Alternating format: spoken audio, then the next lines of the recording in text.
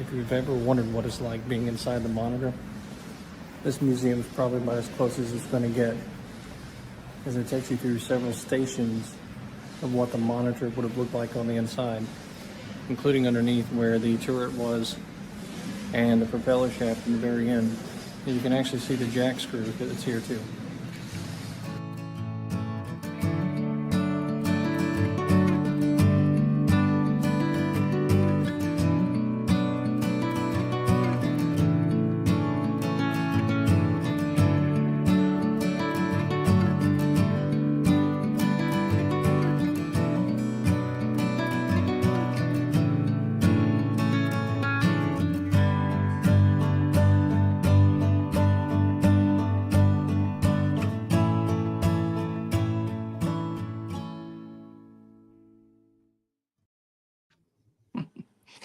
All right.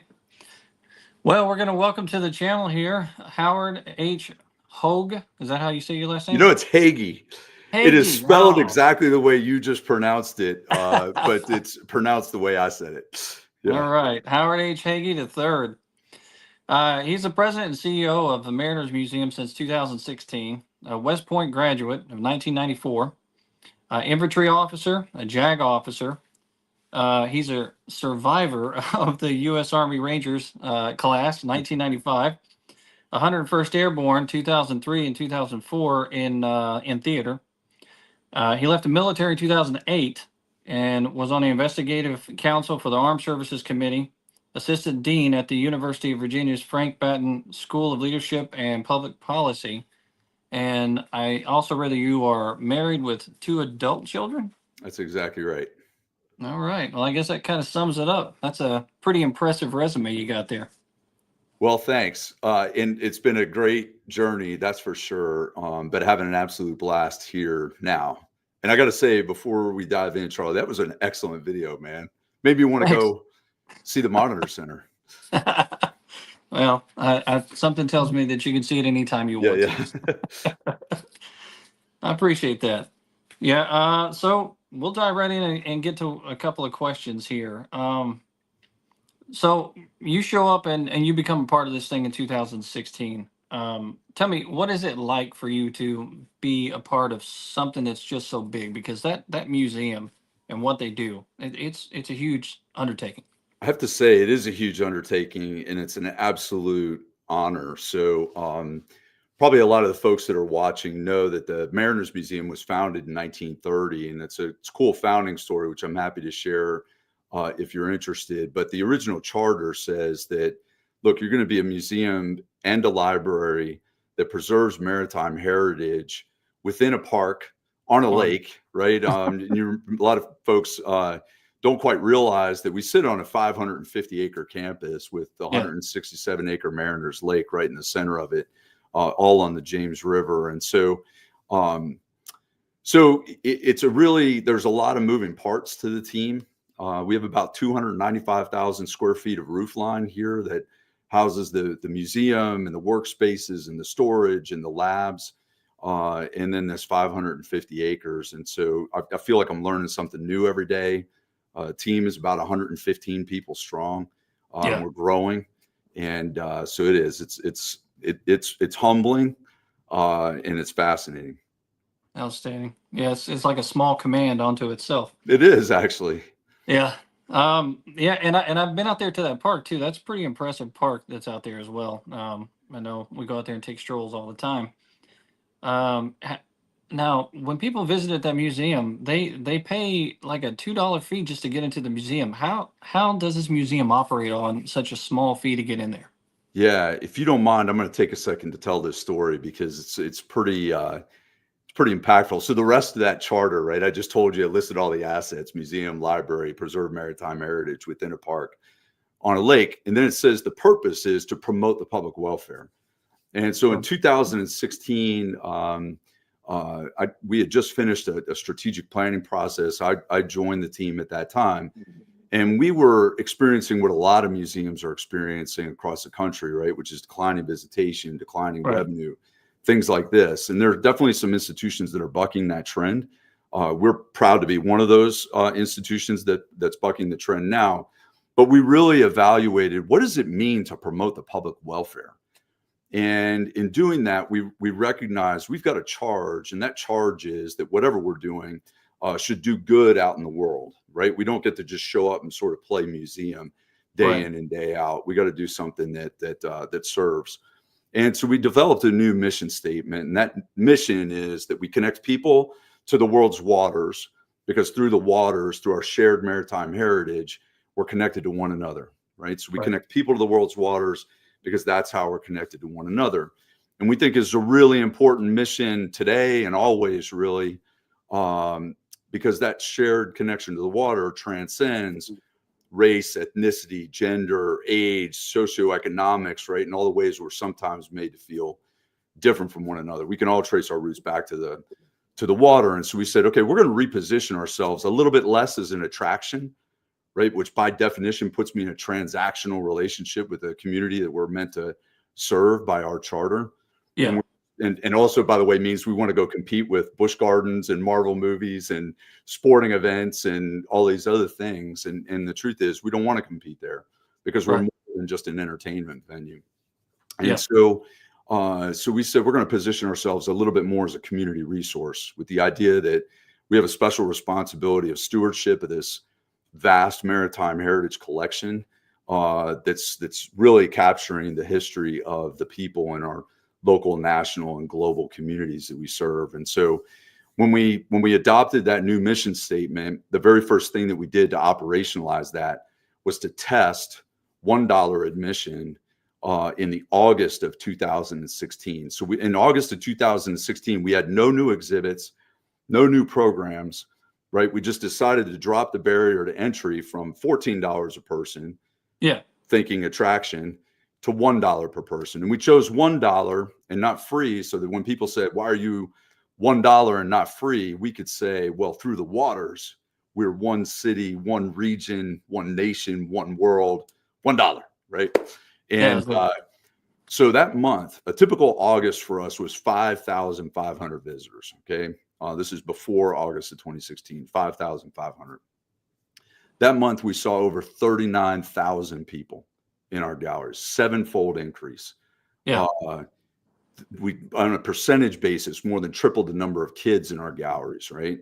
Setting aside the mission and it's the right thing to do to serve and all this other kind of stuff, the entire community, by the way, showed up. People from all different walks showed up at the Mariners Museum. Setting aside the mission and all of that, we exceeded our earned revenue goals that month by $27,000 by Wow. getting to the gate. And so we really couldn't ignore that. And so each of the next 2 summers, we raised $95,000 in corporate sponsorships to test $1 admission from Labor Day through Memorial Day. I'm sorry, Memorial Day through Labor Day. And more than tripled our summer visitation. All the demographic splits held up. And so at Christmas of 2018, we said, look, this is who we are. We're going to permanently adopt a $1 admission policy. We weren't sure how we were going to pay for it, but we had this experience of raising corporate sponsorships.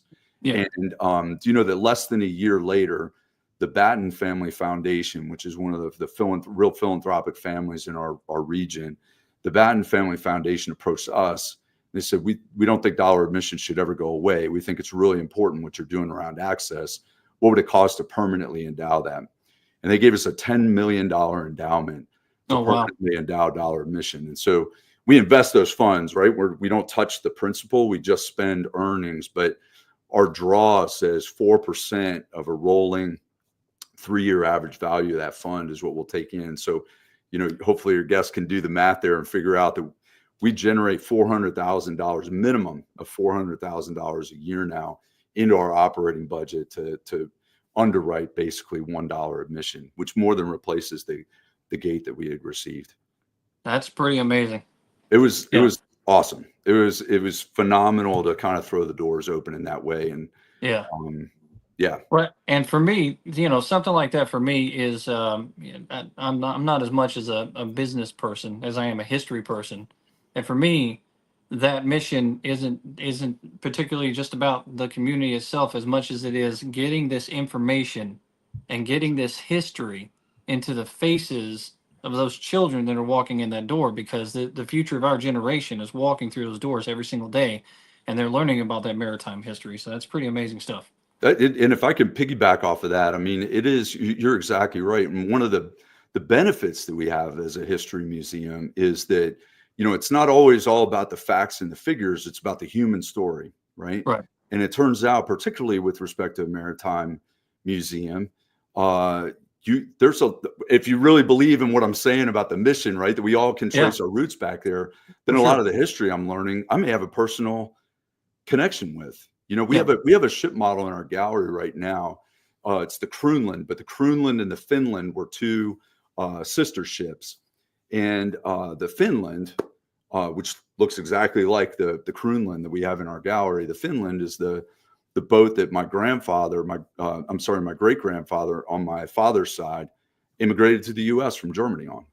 Yeah. And That's so pretty every time I cool. walk past that model, I think about my own history, separate Yeah. apart from the length or the draft or the speed or the whatever facts and figures we would ascribe to, that ship.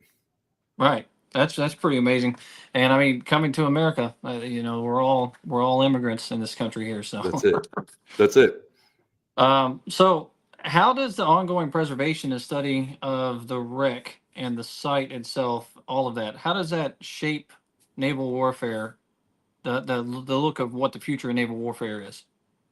Yeah. And you're talking here about the Monitor, correct? Yeah, that's correct. Yeah. So one of the things that we found that we can learn from the story of the Monitor is it really represents a revolution in military affairs, right? And so Right. whether or not we're taking specific technology off of the Monitor and applying it to today or to the future of warfare, we can learn some things about the fact that the Monitor and the Virginia clatch in March of 1862.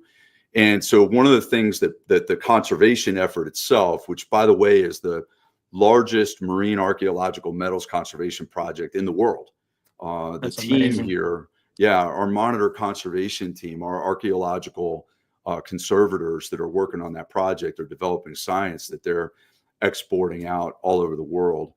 And so one of the things about Monitor that we know is that it was built in just over 100 days.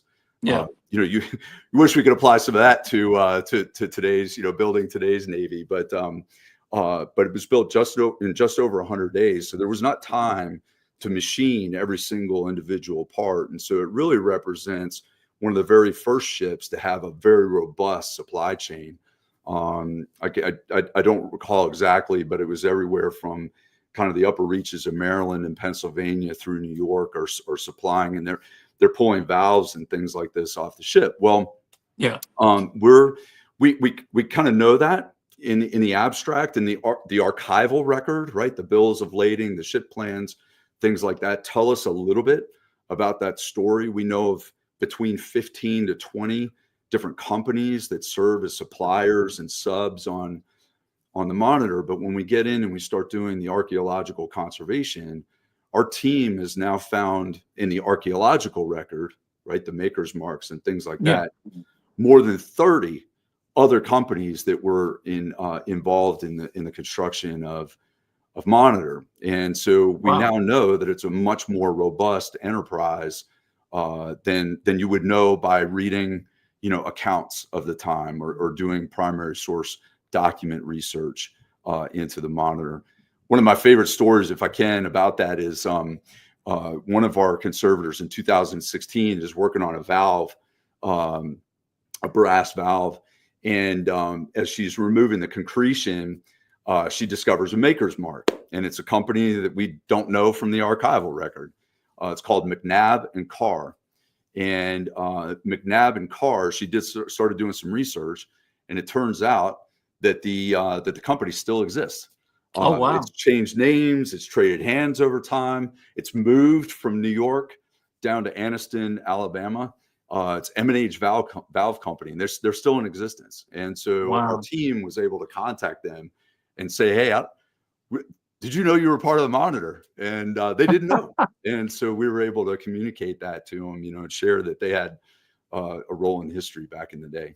That is amazing to trace that history like that. It's You cool. know, with the, I mean, your kind of primary goal there to begin with was, conservation and preservation. I mean, that's Yes. how this all kicked off anyhow.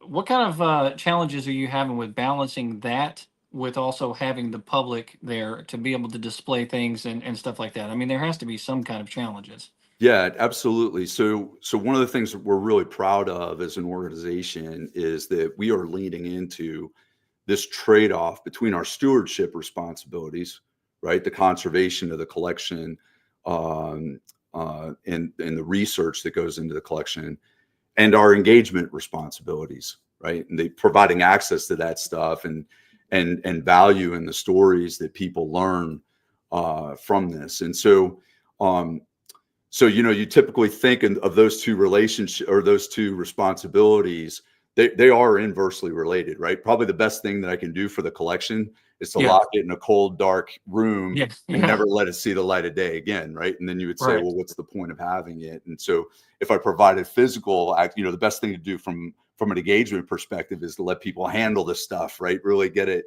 in their hands and things like that, which would be horrible for the collection. And so Right. in wrestling through that, one of the ways that we built the conservation lab itself, which is, the museum's founded in 1930. The Baton Conservation Complex was not built until did not open until 2007.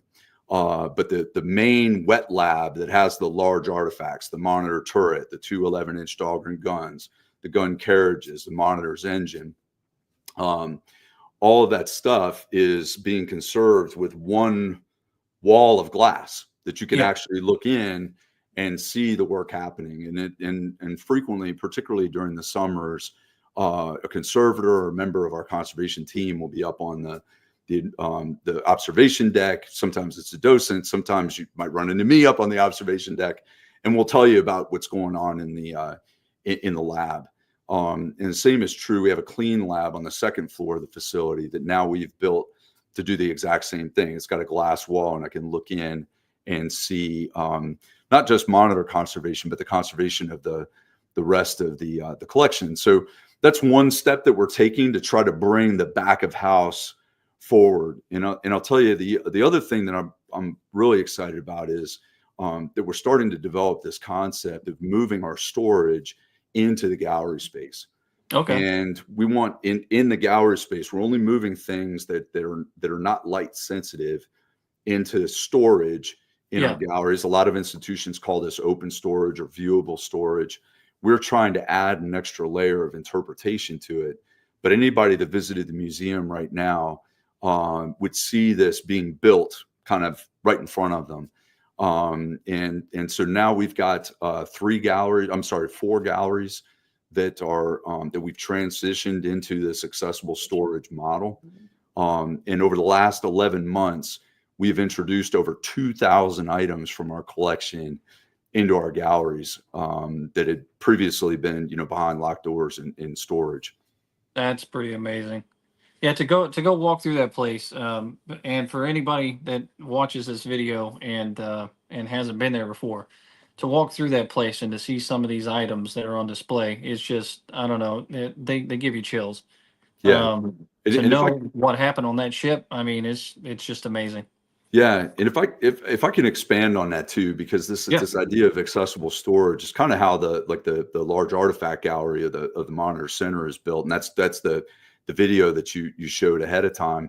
There's a life size evocation of Monitor that sits right outside of Yeah. that gallery, and as large artifacts come out of conservation, they're intended to be put in that gallery, mirroring where they are on the ship, so that you said it in the video, you kind of you start to get a sense of the orientation of the ship and maybe what it would like to be on it, since we didn't recover the entire ship. So we're definitely doing that with Monitor and continuing to think about accessible storage. It's something we've been doing for 15 years, but at the heart of this whole idea is not just that we want to tell more stories. We Right. want to get people connected to the thing that's going to mean something to them. Yeah. And my favorite story in this regard, and now we have dozens and dozens, if not hundreds, of these anecdotes that prove this concept up, is after dollar admission, the following August 2017, I'm up front checking our admission numbers, and in walks a veteran, and he's wearing the black veteran baseball cap as some of us all do, right? And Right. his says 101st Airborne Division on it. And as All you right. pointed out in the introduction, that's the unit that I deployed to Iraq with. And so I walked up to him and I said, "Sir, did you serve with the 101st?" And he says, "Yeah, I jumped into Normandy." Mm. So he's 94 years old. He's on a walker. And now I'm peppering him with questions because he's my history, right? Right. And he stops me at some point probably out of a little bit of frustration and with me holding him up, getting into the galleries. And he says, "Do you have a model of the SS Strathnaver?" So I don't know, but I can find out. So I'm Nice. running all over the museum. I find our director of collections management. "Do we have a model of the Strathnaver?" And she says, "Yes." And it happens to be sitting in our galleries. And to put that into perspective and also some justification for accessible storage, at any given time, 97% of our collection is in storage, right? Yeah.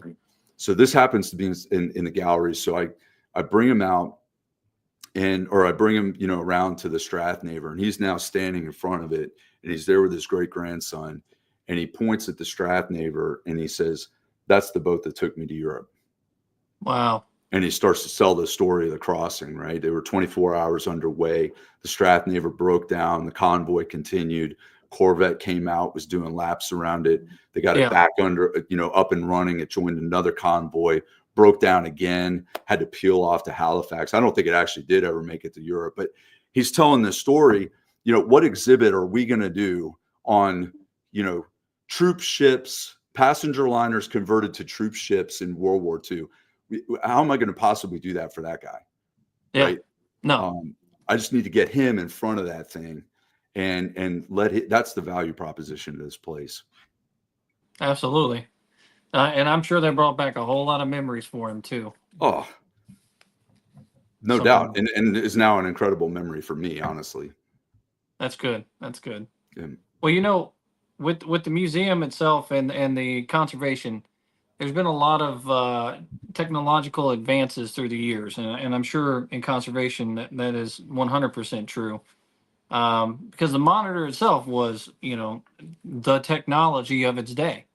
What are the parallels that you kind of see with the monitor's technology and what you guys are doing on a regular basis? Oh, that's great. That's a great question. So sometimes we talk about Monitor as having 3 lives, right? Right. I don't know if all my fingers showed up in the with the background there. I'm holding up 3 in case I inadvertently only held up 1. So the first is of course the warship, right? And the design, the build, and the deployment of that ship. And the second life is after Monitor sinks off of Cape Hatteras on New Year's Eve of 1862. It becomes a shipwreck. And there are people now that study Monitor as a shipwreck, right? Because it's now an ecosystem. It's an artificial reef that is actually home to quite a bit of wildlife. And then the third is that it's a museum piece, right? And so it lives here as a museum piece. And so I love that you asked that question because it really speaks to those 3 lives. And so one of the things that we've learned is that, look, Monitor has always brought people together, right? Yeah. We already talked about building Monitor in a little over 100 days and know what that means in terms of suppliers and subs and things like that. Right. The truth is that was true of a crew as well. The crew of Monitor has 7 African Americans serve on the crew. There are immigrants on the crew. There are people of all socioeconomic status serve on the crew. And this is a ship that looks like nothing anybody has ever seen before. There are a lot of people that that don't believe it's going to float. Because how can you possibly drop a big slab of iron, right? A cheese box on a raft? How can you possibly put that in the water and expect it to float? But Erickson knew buoyancy, and it floated. And so all this diverse group of people, right? And you were talking about we're all immigrants here, right? We're this melting pot. It's part of what makes our country so great. They all come together and they fight this ship that nobody's ever seen before. Nobody knows how it's going to perform. and they're all united by a common purpose, and that's to save our nation. Yeah. And separate and apart from what a great metaphor that is for us, even in our day. But then you look at the Monitor Conservation Project and the Monitor as museum piece, and the same thing is true. We've got people from industry. So recently we resupported the turret, and when we resupported the turret several years ago, it took engineers from Newport News Shipbuilding. It took several of the shipyards around here to fabricate the new stanchions, to coat them properly, to provide the high grade rubber that would keep the electrolytic reduction process from sort of shorting out, in all these kinds of things. A lot of stuff that we don't have the capacity to do. They had to lift riggers from Newport News Shipbuilding, had to lift the 115-ton turret in order to cut away the existing support structure and in place these new supports. We don't have the ability to do that in-house. And so once again, you see Monitor being this rallying point for people. And then there are a number of things culturally that have happened as well. So, Monitor, for the first time, engineers have rank in the Navy, right? And this is upsetting things. We moved all the officers from the stern of the boat to the front of the boat because the stern's got to hold the engineering section. Culturally, this is a big shift. And we see the same being true with respect to the conservation and Monitor as a museum piece, is that because we've been fortunate enough to be stewards of this and the active proponents of this world-class conservation effort, it's really opened our eyes as an institution that we have to stop thinking about conservation in a project-based way, right? The question being, when is it going to be done so that it's out on display? We're now, because of the science that's being developed inside of our conservation lab, we're starting to think about conservation in a programmatic way, as a program, right? That doesn't begin and end just with the active treatment of an artifact like Monitor's turret, let's say. After Monitor's turret is done, we're going to have to continue to steward that. And so it's just another way that we kind of think about the two things in the same way. Well, people like to talk about it like that because I think a lot of people have that touch and feel mentality. They want to touch and feel everything. Yeah. But I also compare it to the earthworks of a battlefield. It's in a constant state of preservation too, because you're not supposed to be stepping on these things, touching them, or feeling them. You're supposed to admire them from a distance, and that's kind of what's going on here. Absolutely is. And with this, the American Civil War is constantly looked at from a land battle perspective. Hampton Roads area probably had one of the most significant sea battles, if you will, in the history of warfare, naval warfare, that is.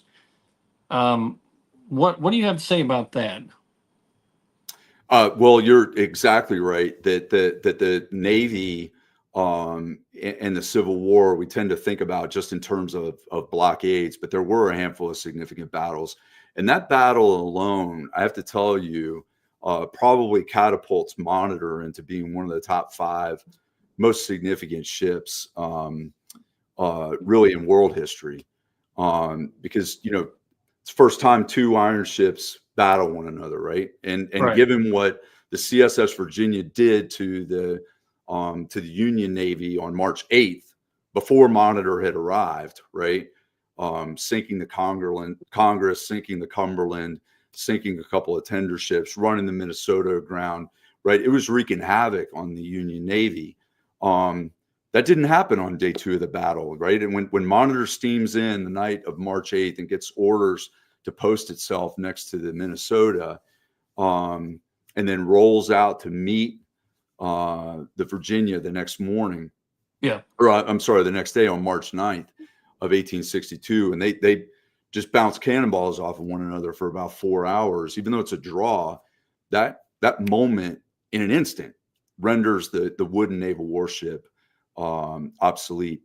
People also forget that there was a debate after the Civil War about whether it was more prudent to build casemates like what was on the Virginia, right? And to continue our broadside approach to fighting naval battles, or that we should start to use the revolving turret. And of course, we know that in the grand scope of history, the revolving turret is what won the day. Yeah. And so part of the reason for the significance of that is that really I can chase every revolving turret, whether it's a gun turret or now even some of the signal warfare stuff that's mounted on swiveling turrets and like.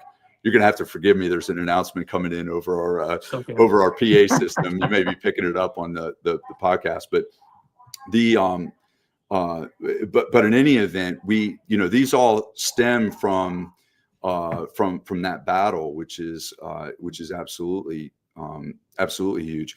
And I think it also does something with respect to our pop culture, right? Because when Monitor and Virginia fight to a draw on March 9th of 1862, instantaneously the Monitor becomes known as the little ship that saved the nation.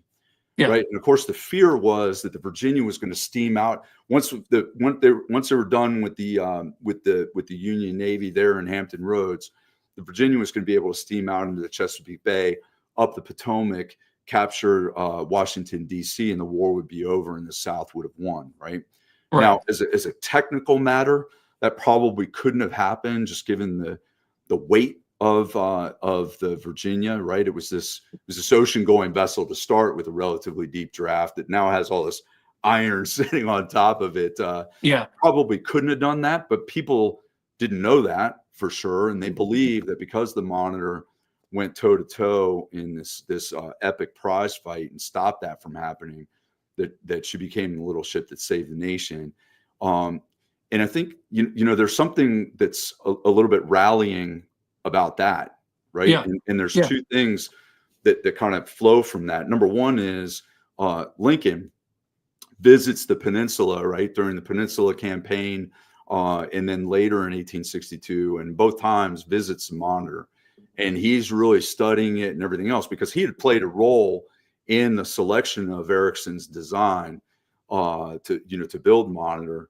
And then was fascinated by it. And it was real contrast, right? The first time that he's visiting the little ship that saved the nation, he's going down because he's really concerned with the pace of the Peninsula Campaign, right? Yeah. And so for him, you can imagine in his head, this is maybe giving him some hope. We don't know that, but it's something we can maybe infer from the visit. The other thing is we have this wonderful story of Cy Carter, who's enslaved at what today is Shirley Plantation, up across from Hopewell, and he can see Monitor in the summer of 1862. He can see Monitor across the way there, and he steals a rowboat, and because he knows about the little ship that saved the nation, and he steals a rowboat, and he goes out to Monitor, and the crew initially thinks he's a saboteur, right? And they hit the deck, guns trained on Saya, and he pulls up and he tells them, look, my owner helped to make some of the Confederate earthworks and the like for the peninsula. I've got knowledge of that stuff. And they decide to trust him and they bring him on, and he actually joins the crew. Cy Carter's actually on the crew the night that she sank and survived and served in the Navy for 2 more years. That's an amazing story right there. Yeah. That's something else. So with the ship itself, the site, it's kind of a time capsule, really. I mean, anything like that, especially in the ocean, it's been there for a long time, and then they finally open up that time capsule and they start discovering things and taking a look at things. Can you give us an example of maybe 1 or 2 things that you have found, or that the conservation has found, and that kind of brought something surprising about the crew, something that was unheard of or unknown until you found these items? Yeah. So initially, I would say within the turret, I would tell you there are definitely members of our team that could talk a lot better about about surprises, things that we didn't know. But I think there are 2 things that I want to maybe talk to just about that are probably a little bit more confirming, right? So you have these accounts, right? And believe it or not, every once in a while, soldiers and sailors are prone to maybe exaggerating some of the things that Yeah. they accomplished, or that kind of thing. And so we have all these accounts, again, archival record, right? These letters that the sailors of Monitor, and remember, in the wreck, the night that Monitor sinks, there are 46, 47 sailors that survive and 16 perish, right? Yeah. And one of the things that we know is that, or we believe, is that that the way off of Monitor in this nor'easter that's sinking her, right? She's being towed by the Rhode Island, 30-foot waves, 50-knot winds, and the Rhode Island is dispatching lifeboats to rescue whoever he can off of the crew. And the way that the crew has to exit is they're going out of hatches on the top of the turret and letting themselves down the side of the turret. Now they've got to make their way across the deck with waves crashing over. And we know some of the sailors are swept overboard and drown. And then they jump into these lifeboats in order to make it. Well, some describe, dropping their clothing, dropping some of the things that they tried to save, right, when they were going. And so some of them grabbed handfuls of their silver, right, forks and knives and things like that, stuffed them into jackets and whatnot. And so it turns out that in the turret, we find those things. We find balled up pea coats and the like. We have one on display that our textile conservator Elsa Sangor had treated, and it's fascinating to look at because the detail on the buttons, the Goodyear rubber buttons, is amazing that it's survived that long underwater. But we saw the evidence of what the guys describe in their letters, right? The panic that must have ensued in that turret that night. The second thing is that, the Navy divers, when they're prepping to lift Monitor, the turret rather, they make the discovery of 2 sets of human remains within the turret. And all of those guys these divers describe that the mission was one thing, right? It's a pretty cool mission to be these expeditions to recover ultimately the Monitor's turret, but also some of the large artifacts that have to come first, the engine, some of the bulkheads, things like that, in order to get to the turret, which was laying underneath of the ship. These guys describe some of what you and I talked about, first revolving turret placed on a warship in human history, the battle of the ironclads, every surface naval warfare officer can trace their heritage back to the Monitor and things like this. And it feels patriotic in that sense. When they discovered the 2 sets of human remains, it became entirely something else, right? Yeah. It's now about their comrades. And I'm sure that going through their minds, they're thinking about others that they've lost and things like that. And now it's about bringing these 2 sailors home. Yeah. But they couldn't excavate those sailors, their remains on the ocean floor. So all of that was brought back here to the Mariners Museum, and those remains were exhumed from the turret and then sent to the POW MIA lab in Hawaii, where they really worked hard to try to identify those sailors. But they could only extract the mitochondrial strain of the DNA. So they were never able to get enough data from the DNA to say that's who this was and this is who the other guy was. They also sent the skulls to forensics lab at LSU to try to do facial reconstruction, right? To see if maybe we can put this against some photos that we might have of the time and try to identify those guys that way. They were never able to identify, with certainty, identify the 2 sailors.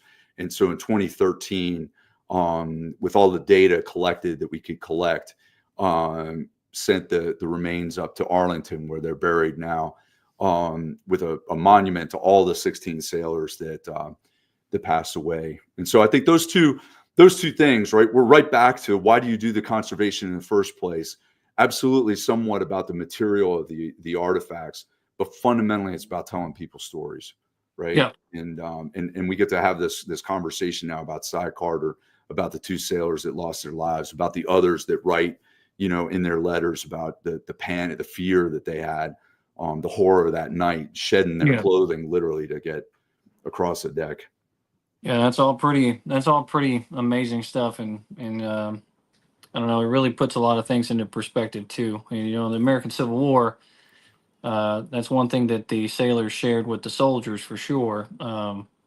There's a lot of unknown graves that are out there of soldiers that were not Absolutely. identified. So, Absolutely. well, we're coming to a close here, and man, this has been pretty amazing stuff to talk about, especially hearing all these stories and everything that you have to say. So, I just want to give you the last couple minutes here to let everybody know what's going on with the Mariners Museum, places they could check out, or how they can help out. Yeah, well, I really appreciate it again for the opportunity to represent our team. Um, in addition to these 2,000 artifacts that we've introduced into our galleries, and we won't quite go at an aggressive rate over the months and years ahead. But the goal is to really test this approach. And so really want to encourage people to visit, in part because we're pretty proud of what we're building, but we also want people's feedback. Yeah. Do they find that they are able to connect with the collection or not? One of the things that I'm really excited about that's going to cause a momentary barrier to our ability to serve is that we are building out a major low temperature storage facility in one of our collecting wings right now. And Okay. so many of you know that old photo negatives, old motion picture films, Yeah. other types of negatives, slides, are all in a constant state of degradation. And the best way to arrest most of that degradation is to freeze those photographs. And we have several 100,000, maybe as many as 1 million maritime photographs in our collection. And so this has been a massive undertaking to build new, far better low temperature storage. It's going to allow us to really preserve this stuff for all time. What that means is that folks that are interested in doing research at the Mariners Museum, Yeah. remember, we have a library and archival collection that's the largest in the Western Hemisphere, a maritime library and archival collection that's the largest in the Western Hemisphere.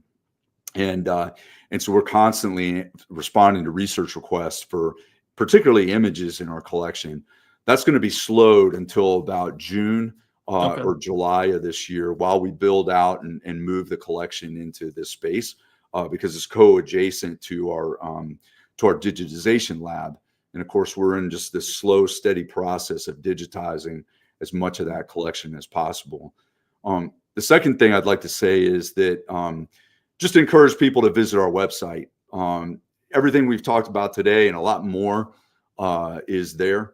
And particularly, for this audience, I think, you're going to be really interested when you go to marinersmuseum.org. You're going to at the top navigation bar, you're going to see Learn. Click on that, and you're going to see blogs and video and things like that. And then we're about to reopen our cafe after being closed for 3 years. And Column 15 is going to be our partner on that. They make a phenomenal cup of coffee. If any of you have ever been by Column 15 in Williamsburg, they're going to be great partners for us. And so come have a cup of coffee and walk the galleries with us. Absolutely. Well, I'll be there. That's for sure. Excellent. Well, we appreciate you coming on here and giving us your time. I know time is very valuable. And we appreciate everything that you're doing over there at the Mariners Museum. If you folks out there have not gone, I highly recommend it. You need to get over there and check it out for yourself. Hey, it's a great time. Anytime you go out there and you see that history and you go face to face with something that connects you to your past and connects us together, it's a great place to be. Absolutely. All right. Thank you so much for having me. Thanks a lot, Howard. Till next time, it's History with Waffles.